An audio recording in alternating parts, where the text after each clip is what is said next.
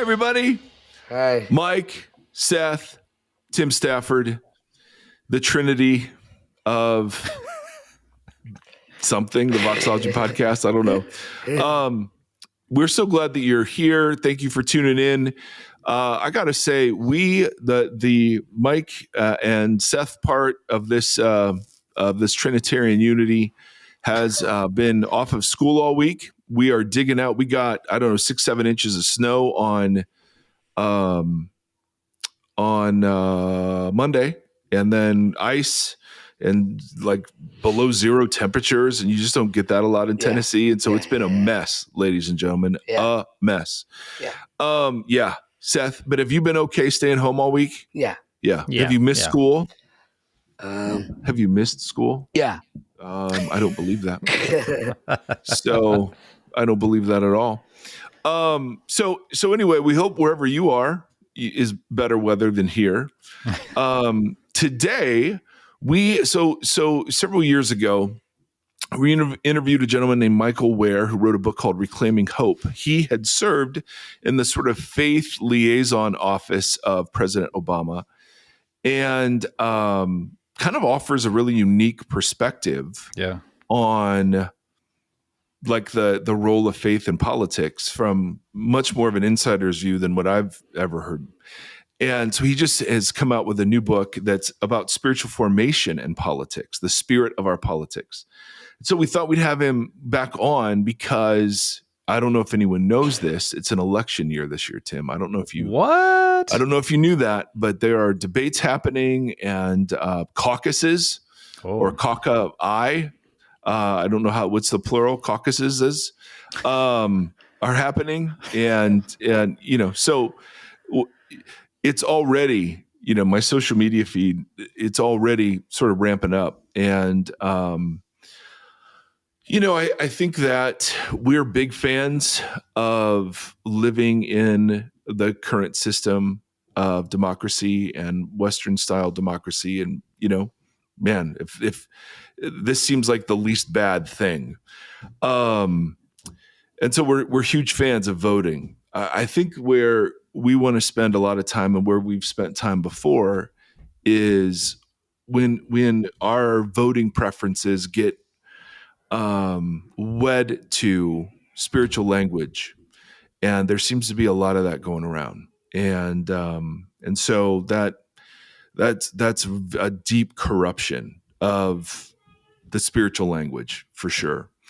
When it gets employed to the point where, evangelical Christianity is just synonymous with a certain political persuasion. That is idolatry and blasphemy and, all the things, all the big words. And so we're searching out people like Caitlin Chess, and Michael. I want to go out, talk to a guy named Lee Camp, who wrote a book years ago called Scandalous Witness, about how do we best be political, because the kingdom is a political entity. We are political people. Politics is not necessarily a bad thing, right? It's necessary for our corporate life together. But how is it that we can form political opinions, exercise our privilege to vote, and interact with people who are coming from all over and the different backgrounds when we see issues of such significance, they feel like matters of life and death and, harm or, protection or whatever. So, anyway, this is our first step at just starting that conversation as we go through the year. We'll revisit this topic periodically for obvious reasons. And Michael's just a good guy. I mean, if you follow him on social media, he's just a guy who really wants to see Christians do well. And one of the central arguments of his book is that Christians have good to offer the political process, which not many of us would agree with. So anyway, hope you enjoy this one.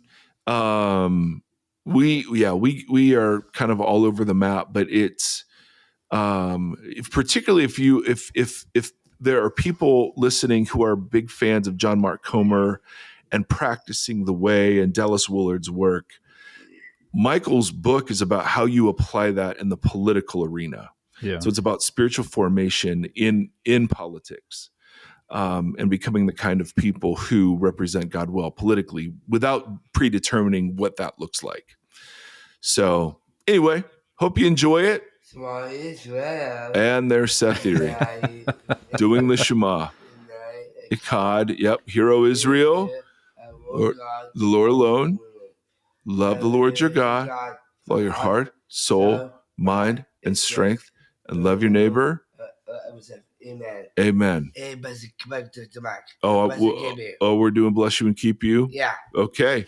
Seth Erre, I don't know. I think we've probably mentioned this a time or two. Seth Erre is a black belt in closing services. So whenever he hears us kind of wrapping up, like he's got thoughts about how this should go. Thank you, Mr. Seth. So may the Lord bless you and keep you. May the Lord shine his face upon you and be gracious to you. May the Lord lift up his countenance to you. And in these days, may he give us peace. Peace. Peace. Thank you for tuning in, ladies and gentlemen. And amen, Tim Stafford. And amen, Tim Stafford. That's right.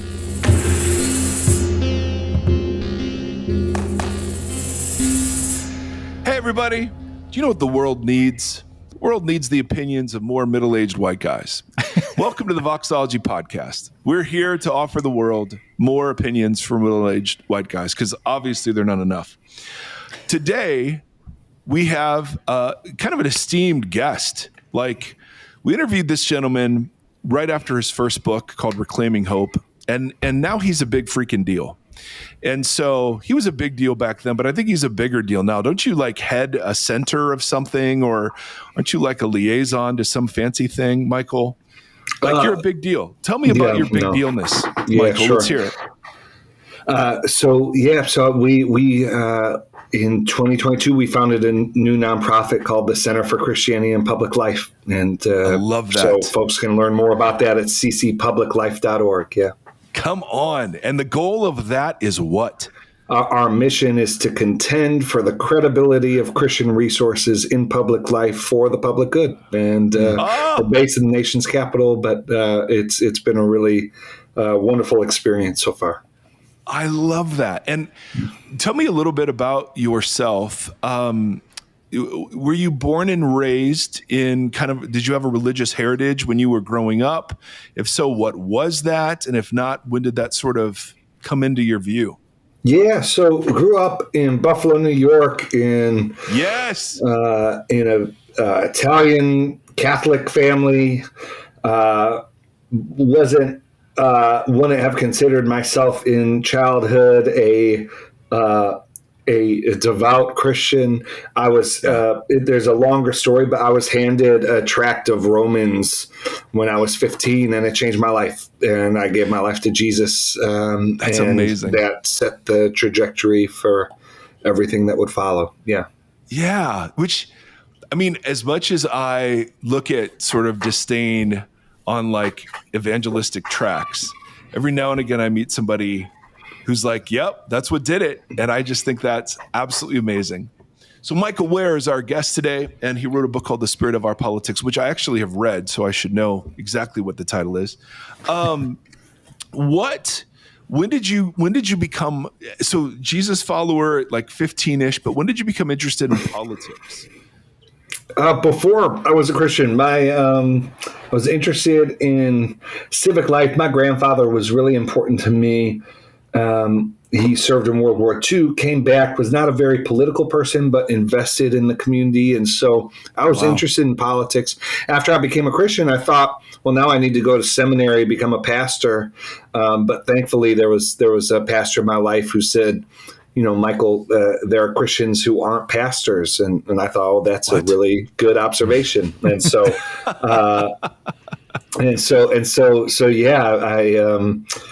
this question of what does it mean to be faithful in and with public things has been one at the center of my professional life, and in many ways my personal life since that point. Yeah. Yeah. And that led you were involved in the Obama administration, correct? I was, yep. So I worked in the White House for 3.5 years, and was an honor to serve there. And so, yeah, I have experience in government. And then following the White House, I worked as an advisor to a range of Christian organizations, leaders, and philanthropic institutions, helping them to navigate public life. I love that. So when you look at how let's say Christianity and politics have changed since you were involved in the White House, what are things that you're seeing that are concerning that you think are relatively new, or if they've been here before, have been intensified in the last, say, 8 years? Yeah, sure. I think what we've really seen develop in this century is what I refer to in the book, and it's I'm sharing a framework that was developed by a range of social scientists to describe the particular kind of polarization we have in our politics today, and that's political sectarianism. And the social scientists say political sectarianism is a toxic cocktail composed of three ingredients. That is the tendency to other your political opponents, the tendency of aversion, so an aversion, and then a misplaced moralism. So sort of raising the stakes of political disagreement to that of good and evil, or even sort of iniquity. So to say political disagreement is a sin, so to speak. And so that has really accelerated, and we've seen the dangerous places that leads in our politics. So I think that's certainly heightened. I think alongside that, and in the same, they're all contributing. These factors are all contributing to one another. We obviously see a rise of political independence. We see increasing diversity in a number of ways, racial, religious, and so yeah. I mean, I think our politics. There are some through lines, but we've also been able to see some trends develop, particularly over the last 20 years. Have you seen this as you've worked with faith-based nonprofits and churches? How have you seen this impact the church? Oh, profoundly. Yeah. Profoundly. And so I think, and right, the church is big and diverse, and there are different traditions and histories with engaging in politics. But I do think that there was a well-meaning sort of set stream of the church that just kind of thought, the best. We've seen how faith and politics, how this can go awry, and so sort of the best approach is to just try and keep politics out. Politics has nothing to do with the life of the church. Well, the problem with that is that the people in your church have political responsibilities, and they're soaking in a politically toxic in a toxic political culture, and so I think that has changed because pastors have come to see how politics is disrupting and in some ways destructive to the life of the church without the church having resources, not just to ward off the worst, but to actually, part of what I lay out in the book is this hope that the church could be a gift to our politics, that Christians could be a gift to our politics, as opposed to thinking the best case scenario is that we just make it through another election. Totally. That isn't the most aspirational or even productive sort of mindset to have. And some of that comes from political life is either dismissed as irrelevant to Christianity, or you suggest it's co-opted as a tool for advancing policy.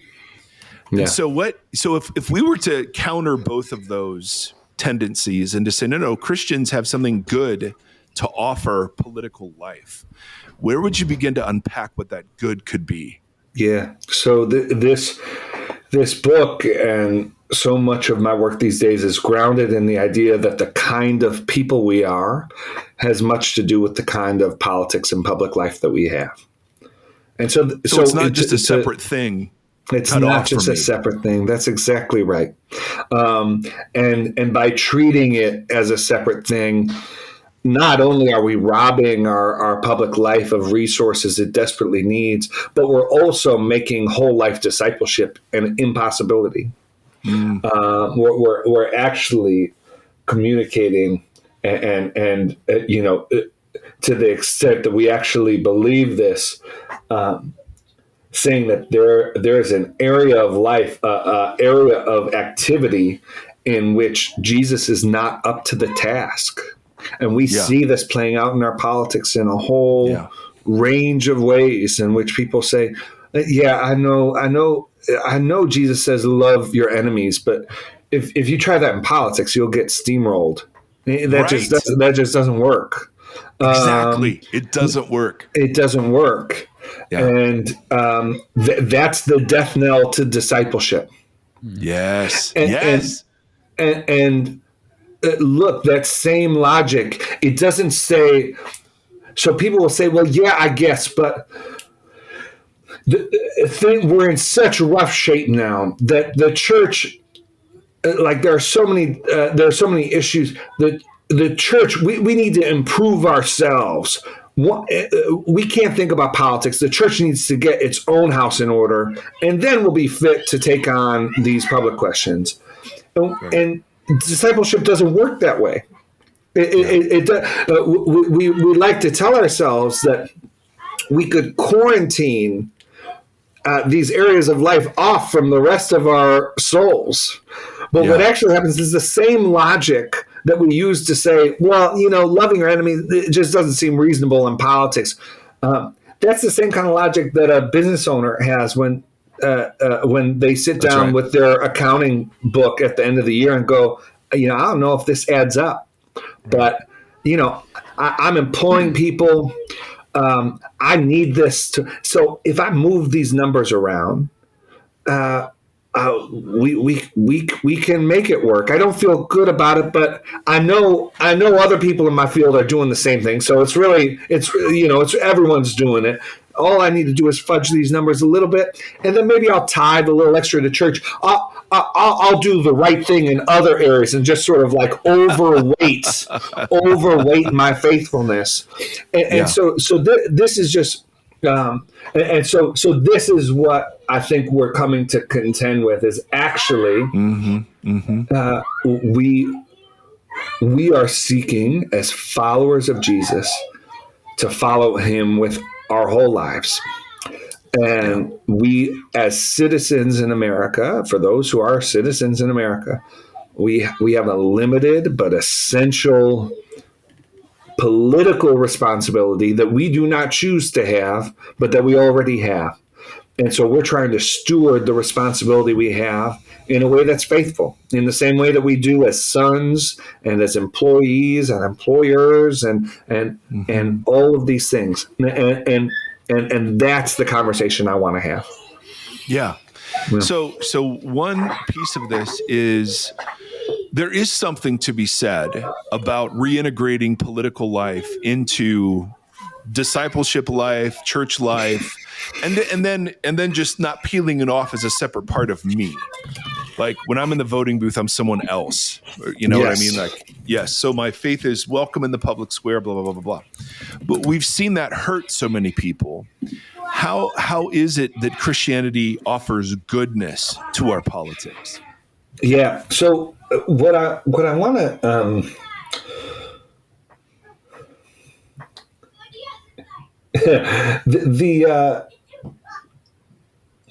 you could.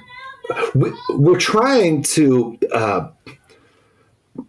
preempt and sort of we're trying to preempt a debate before it even begins. We're trying to preempt or somehow avoid the fact of who people are.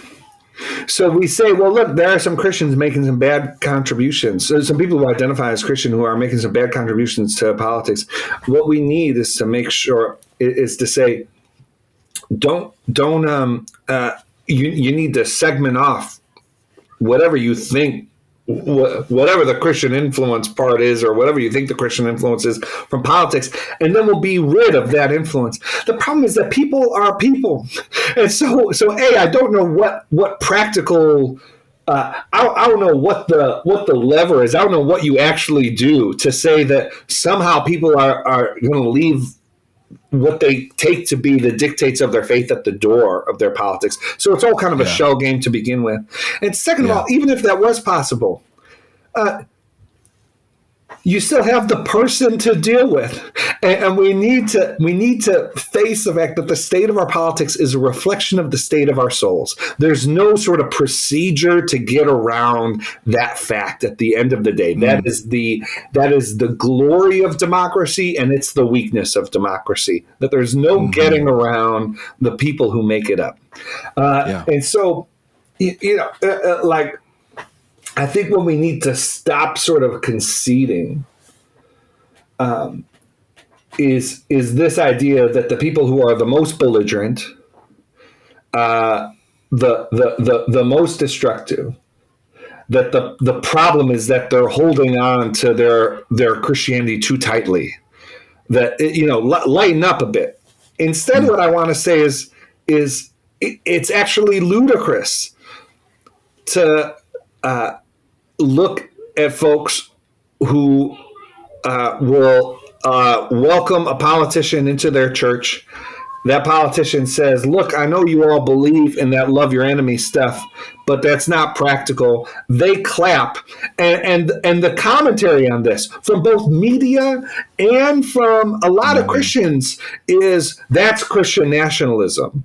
These folks don't know where to. These folks are combining faith and politics too tightly. They need to separate it. And what I want to say is what they're separating their faith and politics. Why are we conceding that the ones who are saying loving your enemies, Jesus' very words, is impractical in politics? They're the Christian ones. They're the most Christian. The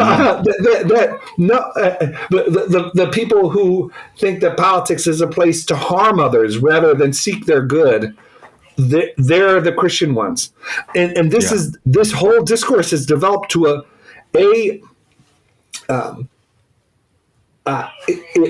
it concedes just outright falsehoods about the faith. It also doesn't give Christians any place to stand on. So if the structure of the argument is that their problem is that they're too confident in their Christian faith, then what are we supposed to have confidence in? Instead, what I think is both the practical argument and the reality is that actually the problem is that for all of the bloviation, for all of the stridency, it actually is a veneer for profound insecurity. Okay, so the issue isn't. So when we want to look at people who are belligerent and invoking the name of Jesus for things we horrified by, you're saying the issue isn't. We shouldn't say, oh, well, they're holding on to their Christian faith too tightly, and that's the reason why they're like this. But you would rather say that's an expression of fundamental insecurity, among other things. Yes, among other things. Okay, what is it that leads people, do you think, to a view that says that Jesus' words here are impractical in politics, and so the ends justify the means entirely? Yeah, so one of the things is the second chapter of my book, I discuss Willard's idea, and I should say, so this book is, and we could talk more about this book is an application of Dallas Willard's ideas. Dallas Willard was a philosopher, teacher, writer, an application of Dallas Willard's ideas to public life and politics. And Willard had this idea of the disappearance of moral knowledge, by which he simply meant well, not simply, but the one liner or sort of top line here is that in the post World War II era, gatekeepers of knowledge proceeded as if and decided and acted as if religious and moral knowledge is not to be counted among what is considered to be publicly available knowledge. So religious and moral knowledge is at best maybe of personal benefit, though it has no grounding in any truth or reality. But it certainly can't be. It's not publicly available. It's not something that can be tested, and this has led to a place where you have. We live in a moral universe. Our politics, our own lives run on moral decision making. And yet, there's no basis, there's no authority from which we can appeal publicly to that moral decision making. And so that is one way, and I unpack this all in the book. But that is one way, and Willard is very clear. This is not just a secular imposition. The church has contributed to and acquiesced to the development of the disciplines of moral knowledge within its own tradition and institutions in critical ways. And so when you understand that, then it becomes quite understandable why you would find a church embracing the idea, or why you would find some folks embracing the idea that it's a teaching of the religion, but Jesus really wasn't thinking about like actual practical decisions that we have to make. Right. Jesus is not valued for his executive decision-making capacities, and so that's one explanation. And I think there are others as well. I mean, I think our political culture is saturating. I think that you have a problem of discipleship in the sense that you have people that are experts. I talk about this concept, political hobbyism, in the book, and this idea that folks are consuming a lot of politics as entertainment. And that's filling up a lot of their imagination. Whereas at best, we have declining church attendance. We have, at best, pastors are getting their folks for 45 minutes on a Sunday. So it's hard to match that up. But we could talk about those more. But those are some of the factors that play into it. Yeah, for sure. What does a truly Christian approach to politics look like, do you think? Yeah, so I think in terms of let me answer it this way. I think for so long, when we have talked about a truly Christian approach to politics, or what is a biblical worldview approach, applied to politics, what people are asking for and what they're expecting is, tell me how to vote. What's the position I need to hold on the issues? Right. What's a Christian position here? Yeah. And all those are prudential decisions that Christianity offers resources, and folks should be drawing on those, and bring your faith to your consideration of how you vote and what position you hold on issues. The problem is when we baptize and elevate to the level of dogma our political opinions. What the mistake that gets made, C.S. Lewis writes about this in an essay, Meditations on the Third Commandment. He says the real temptation when you combine faith and politics is the temptation to proclaim God hath said where he has not spoken. To sort of take the authority of ultimate truth and apply it to these penultimate decisions. And that's what we want to avoid. So much of the gifts that I think Christianity has to offer our politics in this moment is not necessarily telling politics what it should be, but telling politics what it is not. In a political culture that is so consuming, that does position itself as this binary choice between good and evil. Christianity tells our politics that it's penultimate, that actually the most important decisions in life are not made in the political realm. They're important. Politics is essential, but it's not ultimate.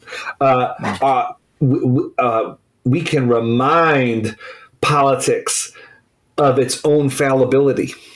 That even if you bring the right intentions, and I think we can be really poor judges regarding our own political intentions, but even if you bring the right intentions to politics, policy instruments, and the way that politics functions, the history of public policy in this country, and I think the history of public policy generally, is a history of unintended consequences. And folks who thought that something that they did was going to achieve this outcome, but actually it achieved sometimes a contrary outcome, or it had all of these unintended consequences that then you had to spend the next decade, the next century, whatever, contending with the negative consequences of the thing that you fought so hard to achieve. And so this kind of, again, politics is important. We need to be involved both as citizens and as Christians who love their neighbors. But a part of a Christian approach to politics is rightly situating it, and rightly situating the moral burden that accompanies our political discourse. There's a lot of pressure in Christian circles, like voting is your God-given duty. Yeah, right. So how do you see that squaring with what you just said? Like people will tie voting into the ultimate, and so there's this like, there is a very genuine social pressure in Christian circles to vote. Yeah. How do you respond to that? Yeah. So Willard, I have a chapter in my book on this, and Willard, he defined kingdom as the range of your effective will. So God's kingdom is the range of His effective will, where what He wants done is done. Willard says, as individuals, each person has their own individual little kingdom where what they want done is done. It's the range of their effective will. Until they get married, yes. Yeah, right. Yeah. Well, so right, that's the human story, right? So, what happens when your kingdom brushes up against, when your will brushes up against the will of others, and that's where what happens when human will runs counter to God's will, right? This is the human story. And so you threw me off with the marital comment because I'm deciding exactly how much I want to dive in there. But so the voting is within the range of your effective will. If you have the right to vote in America, it is within, and the vote itself, in terms of once you get into the voting booth. You have a choice where what you want to be done is done in terms of who you're voting for. The problem is that we talk about voting not just as Christians, but actually, there are all these public service announcements and civic campaigns that talk about voting as make your voice heard. And treat what I write about in the book is voting as an expression, an unmediated expression of your will. Well, that's not what a vote is. And when people are voting, they know that's not what it is. They go, if I was actually voting is probably the least imprecise expression of your will that exists in politics. I love that. And that. so what happens when you load on moral weight on a binary decision that is the result of, like, the voter has no impact on who runs, the voter has limited impact, like extremely minute, limited impact on the options that are even presented to them. And Totally. then the voter has voting is a blunt instrument. We pretend like we could express all of these things with our vote. So, and politicians love that because they want to claim a mandate from, I won the election. So that means that, on the 18th page of my policy platform, I propose this, so I have a mandate to get it done. But no one who voted for that candidate read, very few people know. And so we actually want to make sure that, yes, we want to faithfully steward our vote. I think you could make an argument that we want people to steward the influence that they have in a way that is most loving towards their neighbors. And I think that there are, is staying home and not voting the most loving action that you could take? Is that willing the good of your neighbors with the influence that you have?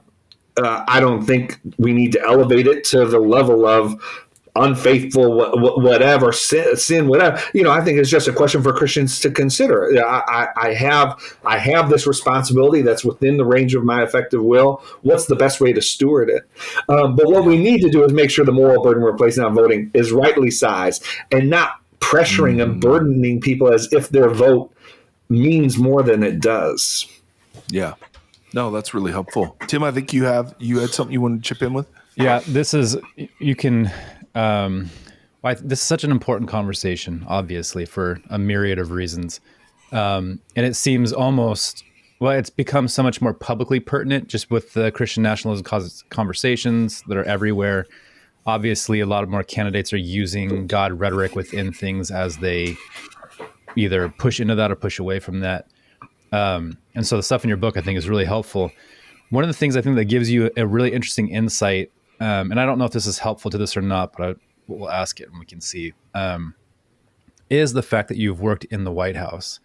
And so I'm curious. I think a lot of people, we all have our understanding of this side of the fence, whether it's through different colored lenses or not, But from the other side of the fence, what did you see as how faith actually plays out in the White House when the cameras are off?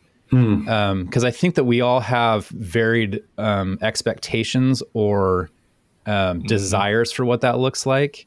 And we hear the rhetoric, but it's hard to, none of us, 99.9% of our audience has not been in the White House, let alone been part of those conversations. So what did that look like on the other side of the fence with how that operates or how that's used or how it's spoken about within the White House in your experience? Yeah, sure. Right. So, one, everyone in politics isn't the same. Every politician isn't the same. Every White House isn't the same.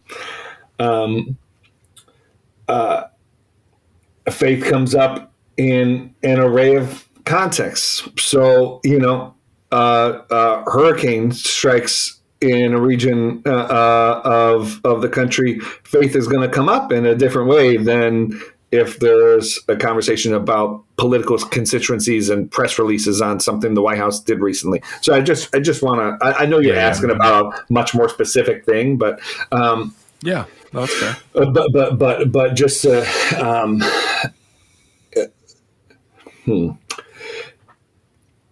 what I'd say, let me say two things. One, the disappearance of moral knowledge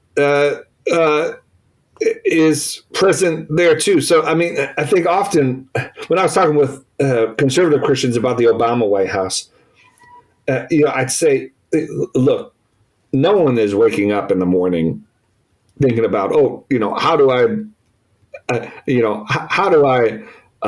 upset the religious right today, like that.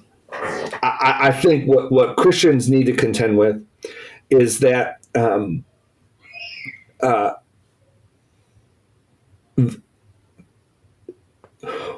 we need to stop assuming that the public and civic decision makers understand what it means to be Christian, or even what a religious conscience looks like, or is, or this is just a fact of demographic and cultural change. And it's our responsibility, largely, not entirely, but largely, to address that. But I think Christians are so used to the idea that Americans just learn what it means to be Christian, or at least sort of like basics about Christianity through cultural osmosis. Right. We are increasingly not living in that country anymore. And so that's just so. I mean, the upshot there is like, the government's not thinking about faith as much as some people fear, or as much as some people hope. Right. Like, so that'll be the first. That's such a good line. That is such a good line. Like it's there is in some cases. Well, let me. So this isn't government, but I was talking with a leader of a philanthropic institution, and this is philanthropy, private philanthropy, so not government, but this is kind of indicative of the whole thing. And this philanthropic institution funds is concerned with poverty, and so they're funding efforts in poor communities to provide people with jobs, whatever. And I'm talking with this philanthropic leader about all that the faith-based community contributes to the social safety net, and to the things that this foundation cares about. And I finished talking, and the philanthropic leader goes to me, "Well, Michael, this sounds like great work, but we can't give to religion because of the separation of church and state." And I just responded, "Which one are you?" But there is just this idea, like we're doing practical work, and church is what you want us to like pray about poverty, right. Like there's just no. Yeah. There was a Bridgespan report that came out a few years ago that showed faith-based nonprofits receive 8% of funding from philanthropic institutions for social safety net work, while faith-based nonprofits provide 40% of the social safety net. So that might seem like a non sequitur, but it just goes like they aren't thinking as much as some of us might want, or they're thinking as much as some people fear. The second thing I'd say is I'll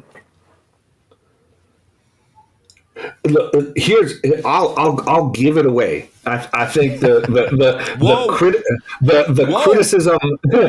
criticism I expected as I was writing this book was that it's not the accusation, which I don't necessarily agree with, that it's not systemic enough.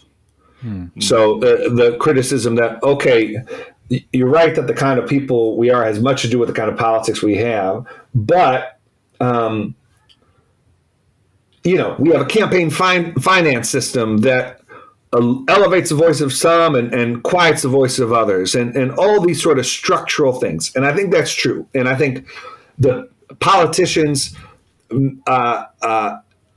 make their own decisions, and we have structures that do shape sort of how the democratic process works. But here's the thing: after working in the White House, that I came to be really convicted about. We shouldn't let politicians or our political systems off the hook. They need to be held accountable. So much of their behavior, though, is in response to the incentives that we provide them. Yeah. So much of it is a reaction to the kind of behavior that we actually demand explicitly or implicitly of them.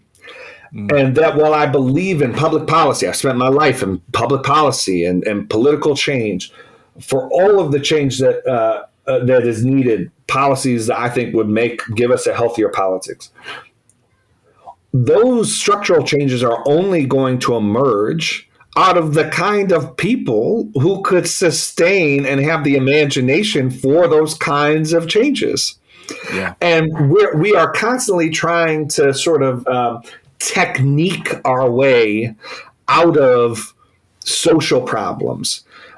T.S. Eliot has this line. He said, man's endeavor has been to try to create a system so perfect that people no longer have to be good. And I think that is such an apt insight into our politics today. It doesn't. Our politics suggests it doesn't matter what kind of people we are in our politics. We just need to do whatever necessary to get the policies that we want in place. Well, the problem, as Willard would say, the problem is our wanter. Yeah. We think all the impediments to what we want are the problem. Right. The problem is too often that which we want.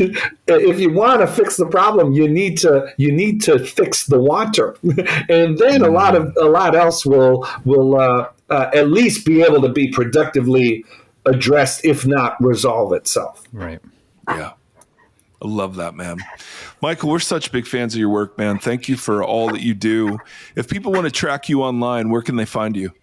Yeah, learn about the Center for Christianity and Public Life at ccpubliclife.org.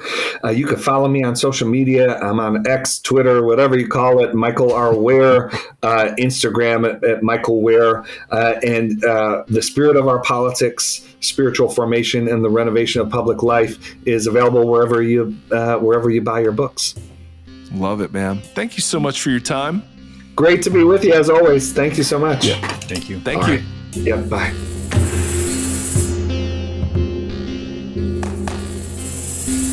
So there you have it, ladies and gentlemen, or as Tim said, there you have it, sports fans. That's right. We think, we're just hinting at stuff in an interview like that, but there's some things that were in the book that struck me enough that I want to kind of go revisit them throughout this year. He talks about let's see, the partisan forces influence our religious identities and are responsible for shaping religious divides along partisan lines. Yeah, which is insane. And that part I want to spend a boatload of time on, because here's how I experienced this part in the church. All right. So I joined Journey in 2021, and we were still trying to figure out masks and those sorts of things. We had a fun time to start. Oh, so great. And so there were times we weren't meeting and it was only online. There were other times we were meeting, and we had one service where masks were required, another service where masks were optional. And the amount of upset there was that we would offer the other option, right? Either was absolutely ridiculous. Yeah. And then George Floyd happened during all of that time, and there was, and maybe this has always been true, but it's not felt as true as it has the last 4 years, that our political identities are more important than our religious identities. So what will happen is we will have people come into the church and we will talk about something biblically, say justice, a very biblical concept, beyond a biblical concept, right? This was God's idea. A cosmic and that justice is worship. I mean, that's so throughout. But the minute you use that word, right. I remember getting emails from people, this church does not align with my values. Now, there's no argument there about this church, doesn't agree with the Bible, but I come into a religious environment with preset political thoughts and feelings that, and if those are in any way, shape, or form called into question, then I'm out. Right. That to me began to open me up to the idea that yes, and we even talked about this when Trent ran the first time. I would say things like, listen, our identification with our brothers and sisters in Christ from a different political party, we have more in common with them than we do with people who are not followers of Jesus, who hold our political beliefs, who share them. And we would get so much pushback on that, that idea that no, politics is ultimate. Now, they wouldn't say that. They would say, no, of course, I choose the politics that best reflect the Christian faith. But when you push it that, you find that the politics is more important than the Christian faith. Yeah. Right? Because how else could you justify things that deliberately go against the words of Jesus? But I mean, it's like Ben Carson, this very famous Christian physician or doctor or something, I saw a clip of him saying, listen, who cares if Donald Trump's mouth is bad? Vote for his policies. Right. It doesn't matter the character of the person. All that matters is the policies they can do for you. And Michael Ware goes into the idea that policies are no longer for the common good. Policies are for the base, to satisfy the base. And so compromise is out, because compromise, I mean, you see that with the Speaker of the House, who said he was the new Moses or something. He made a deal with Schumer about spending bill, and now there's a part of his caucus that is revolting because he compromised. Right. And again, I'm not just picking on the Republican version of this, although that's the one I'm most familiar with because that's the one my tribe has embraced. I think this happens all over everywhere. But the thing that I'm very disturbed by, that Michael begins to unravel or give me language for, is how it is that political identity has trumped, literally, religious identity in a lot of different ways. And so that when you're in a religious environment that doesn't grant the validity of your political beliefs, that's seen as a personal attack. You know what I mean? Absolutely. Man, we are swimming in idolatrous waters when we cannot have conversations that, that are about, listen, if the Bible isn't allowed to inquire about our pre-selected opinions on things, then we've stopped being disciples, and now we're just echo chambers, right? So part of discipleship is allowing the moral vision of the Scripture to rummage through the way I see the world and to call out the inconsistencies and the contradictions. But instead, it's vice versa. Yeah, exactly. And maybe that's always been the case and I just wasn't aware of it, but there's so much political energy around that now with the accompanying moralism that if like, how many pastors are we going to hear? And again, I use the term pastor so loosely here, but like, if you don't vote for this candidate, you're opposing God. How many presidents of churches? Oh, no, I think it's interesting. It may not be always have been politics, but there has always been some version of civic life or something that has, I think, captured the imagination of the church. And I think that's largely why we have 3,000 denominations. And like while you were talking, I was just like, we have terms for that. It's called conservative Christianity and progressive Christianity. And you move into one of those departments and they're like separate religions because of the fact that they're dictated by a different source. And we've gotten comfortable, I think, with just letting those demographics define themselves. Totally. And then you look for it is hard. I'm going to choose my words. No, I know. It's hard. Well, because go ahead. The flag culture and the wearing of hats and shirts, and it has really, really become an identity. And maybe these are the death throes of this system. Maybe, but people are largely choosing to be identified in that way rather than the other way around. And so that's part of the reason why I asked him that question about what does it look like behind the doors in the White House, because I think we have a perverted imagination with what that actually looks like. With the leaders or because the rhetoric is so strong of doing God's will. Like, man, we're fighting our school board right now. I was just at a meeting last night and they're making decisions that are counter to the community, but but often the language is baptized in religious rhetoric. And It's And that's the part infuriating. I need to draw.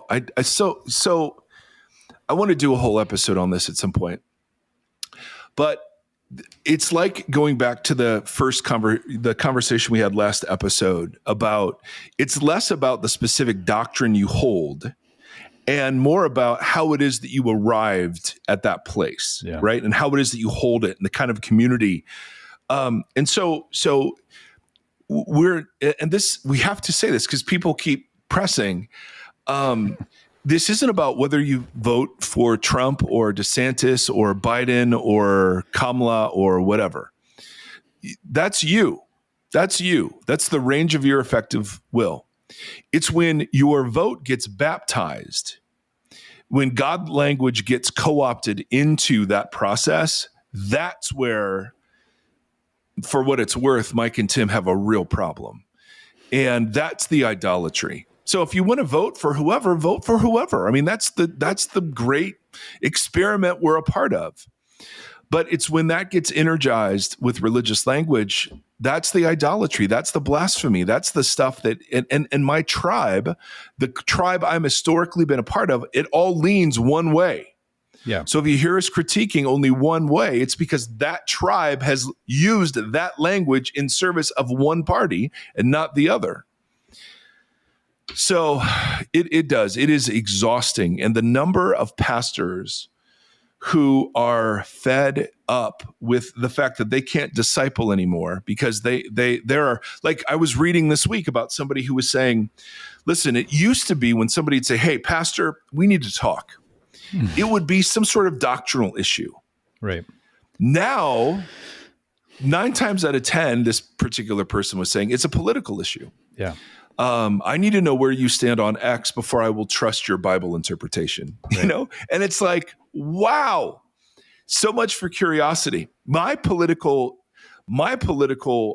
views have changed over the years, and some of them align with how I've understood the Bible, and some of them have changed simply because I've seen how ugly some of the stuff is on the other side. And so what Michael's doing, which is interesting, he talked, in response to you, he talked about how the critique he was expecting is his book isn't institutional enough. And I think there's a place for the institutional. But what he's saying, I think, is really profound, that unless we're formed well in Jesus, being a Christian voter will just be another expression of personal preference, power, idolatry, as opposed to a legit working of service for the good of the world. Yeah. What was the D. Willie quote that he used? Or no, C.S. Lewis. No, T.S. Eliot.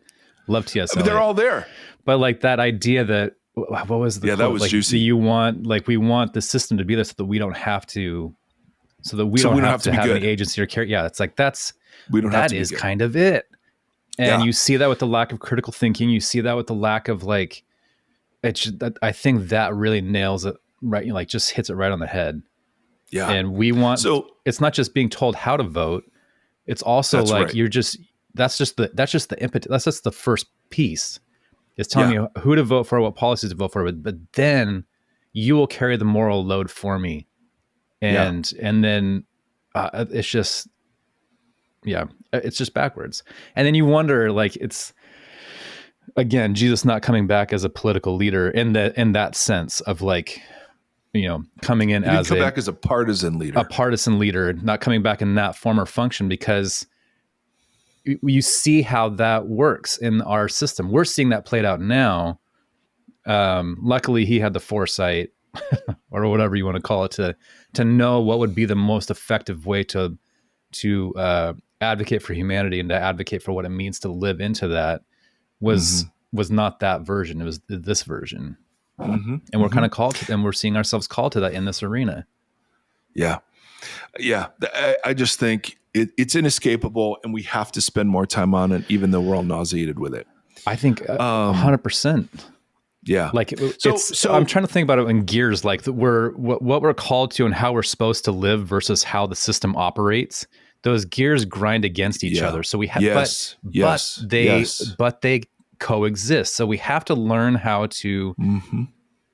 Does that make sense? Does that metaphor make sense? Totally. We have Timothy, John. Yes. But I think it's so important, maybe more now than ever, to understand how to effectively or purposefully be in that system that is built antithetical to the gospel.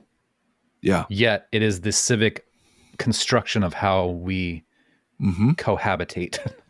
Yeah. So we have to know how to do this correctly. Yeah. And as civic agreements go, democracy is a pretty good one. Sure. So I'm thrilled to live in this one. Is it perfect? As opposed to some of the other ones. No, it's not. And so we need to die to the hope that we'll return to some golden age of awesomeness.